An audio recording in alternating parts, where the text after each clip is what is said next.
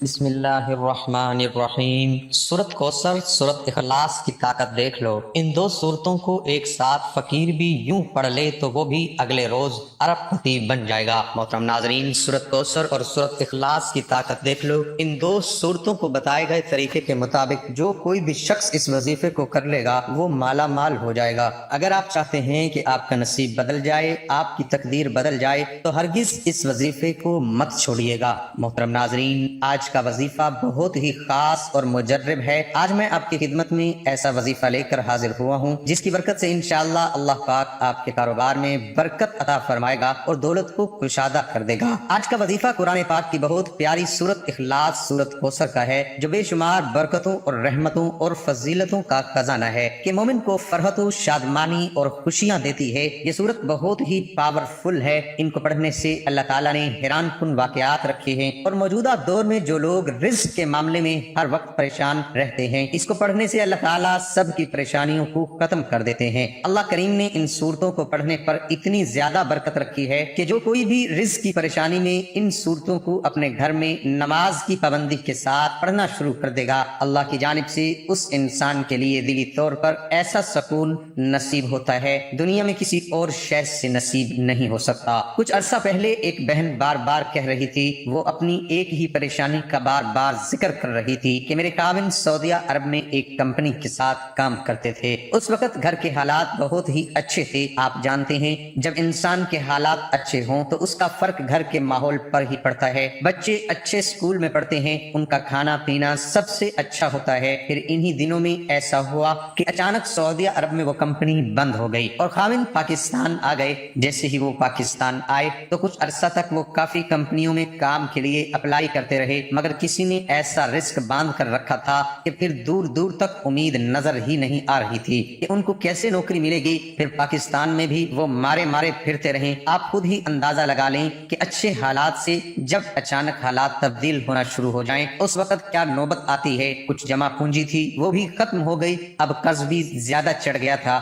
سمجھ نہیں آ رہی تھی کہ کیا ہو گیا ہے، کس کی نظر لگ گئی ہے کہ ایک دم سے حالات بدل گئے۔ اپنی گاڑیوں میں جاتے گھومتے تھے، اب حالات ایسے تبدیل ہو گئے کہ گاڑیاں بھی فروخت کر ڈالی۔ کسی نے خاوند کو مشورہ دیا کہ ریسٹورنٹ کا بزنس شروع کر لو، کچھ نہ کچھ تو گھر کا روزانہ کی بنیاد پر آتا ہی رہے گا، جس سے گھر کا خرچہ نکلتا رہے گا۔ جو تمہارے پاس جمع پونجی ہے وہ تو ساری ختم ہو جائے گی، پھر لوگوں سے یہ قرض لیتے رہنا اور تمہاری نسلیں بھی قرض لیتی رہیں گی۔ بندے کی بات میرے خاوند کے دل پر لگی، انہوں نے مجھ سے مشورہ کیا، میں نے بھی انہیں کام کی اجازت دے دی۔ پھر انہوں نے ریفریشمنٹ کا کام شروع کیا تو وہ بھی نہیں چل پایا، بڑی مشکل سے اس کا کرایہ پورا ہوتا تھا۔ جب انسان پریشانی میں گھرا ہوا ہوتا ہے تو اس کو کچھ سمجھ نہیں آ رہا ہوتا کہ وہ کیا کرے۔ کوئی کہتا ہے یہ پڑھ لو، اس سے حالات تبدیل ہو جائیں گے، کسی نے بتایا جادو ہے تو کسی نے تعویذ کیے ہیں، کافی جگہوں سے علاج بھی ہو رہے تھے۔ تو میں نے ان کو سورت کوثر اخلاص کا وظیفہ بتایا۔ جیسے ہی انہوں نے یہ عمل شروع کیا، ایک ماہ ہی گزرا، دوبارہ اللہ کریم نے کاروبار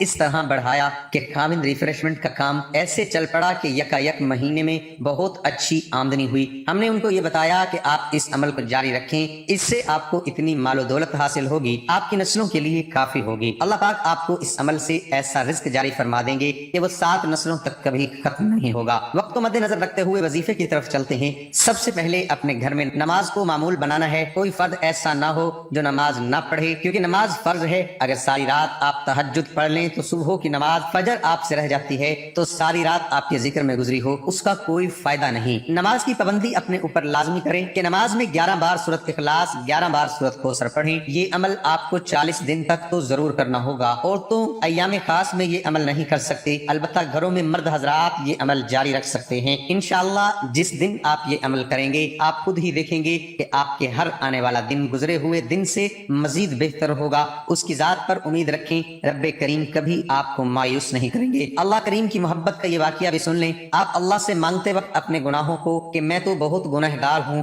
مجھ سے بہت گناہ ہوئے، غفور الرحیم کی ذات سے آج آپ توبہ کر لیں، اللہ کو منا لیں، صلح کر لیں، اللہ پاک جلد مان جاتا ہے۔ بے شمار واقعات ایسے ہیں، یہ لوط علیہ السلام جیسے انبیاء کی بیوی جہنم کا ایندھن بن گئی تو کہیں فرعون جیسے دشمن دین کی بیوی آسیہ اسلام قبول کر کے جنت میں خاتم المرسلین صلی اللہ علیہ وسلم کی زوجہ کا شرف حاصل کر رہی ہے۔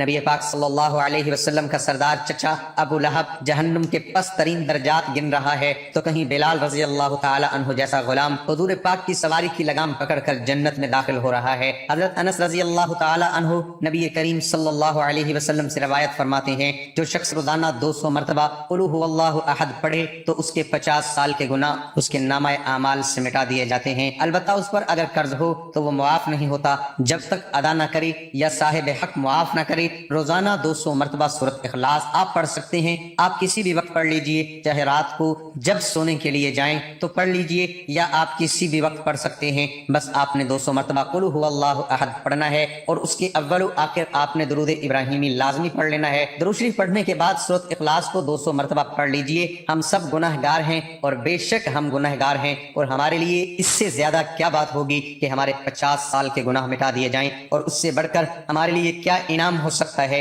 ایک اور حدیث ہے، حضرت انس نبی کریم صلی اللہ علیہ وسلم سے روایت فرماتے ہیں کہ جو شخص سوتے وقت دائیں کروٹ پر لیٹ کر 100 مرتبہ قل هو اللہ احد پڑھے تو قیامت کے دن اللہ اسے فرمائیں گے، اے میرے بندے دائیں جانب سے جنت میں داخل ہو جا۔ یعنی آپ اس سے اندازہ لگا سکتے ہیں کہ چھوٹا سا کام ہے، چھوٹا سا عمل ہے، اور اس کی فضیلت و اجر بہت زیادہ ہے، تو قیامت کے دن اللہ تعالیٰ کے برابر ہے۔ ایک آدمی کو سورۃ اخلاص سے بہت محبت تھی، اور اس محبت کی وجہ سے وہ اس سورت کو ہر نماز کی قرات کے اختتام پر پڑھتے تھے۔ اللہ تعالیٰ نے اس کی اس سورت سے محبت کی وجہ سے اسے جنت میں داخل کر دیا۔ ایک اور حدیث میں آیا ہے کہ رسول اللہ صلی اللہ علیہ وسلم نے ایک اس صحابی کے متعلق جو امام تھے اور ہر نماز میں قل هو اللہ احد ضرور پڑھا کرتے تھے، اور جب ان سے اس کا سبب دریافت کیا گیا تو کہا مجھے اس سورت سے بے حد محبت ہے۔ فرمایا اس شخص کو خبر دے دو، بے شک اللہ تعالیٰ بھی اس شخص سے محبت کرتے ہیں۔ ایک اور حدیث میں ایک صحابی کا واقعہ آیا ہے کہ وہ ہمیشہ اور صورتوں کے ساتھ سورۃ اخلاص ہر رکعت میں ضرور پڑھا کرتے تھے۔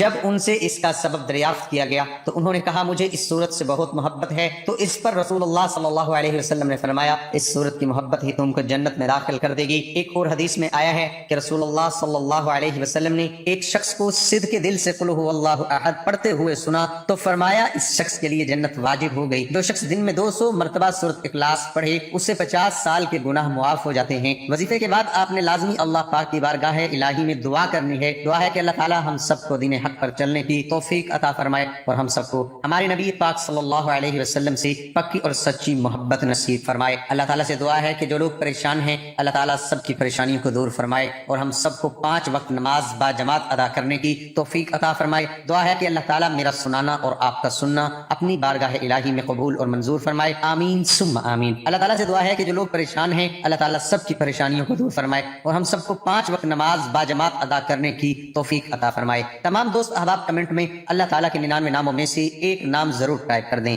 ویڈیو اچھی لگی تو ویڈیو کو لائک کر دیں۔